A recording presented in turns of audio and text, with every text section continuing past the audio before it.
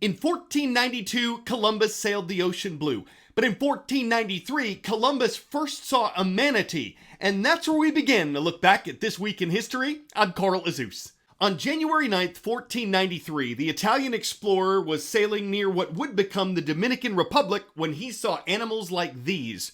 Oh, the humanity! The awesome part of this story is that Columbus apparently assumed these were what others had described as mermaids, and Columbus said they weren't nearly as beautiful as he'd heard. It's too bad I couldn't call that his mermaiden voyage, if you know what I'm saying. Let's flash forward to this week in 1835. On January 8th of that year, America's national debt was paid off.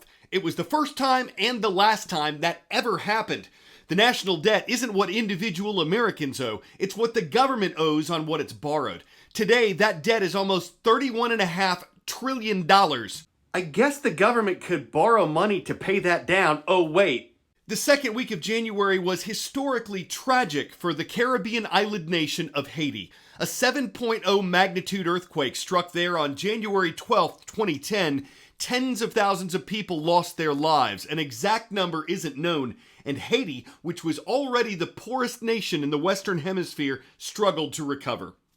Finally, this is Louis Daguerre. That's exactly how you should say his name, Daguerre. In January of 1839, he introduced the daguerreotype, an early photographic process, and it had been used to capture this street scene in Paris, which is the earliest known photograph of a human being. Zooming in here, you can see a figure who is probably getting his shoes shined, and even with the daguerreotype's long exposure time, he'd stood still long enough to become the first person ever captured on camera. Reporting on camera for Sonlight, I'm Carl Azuz.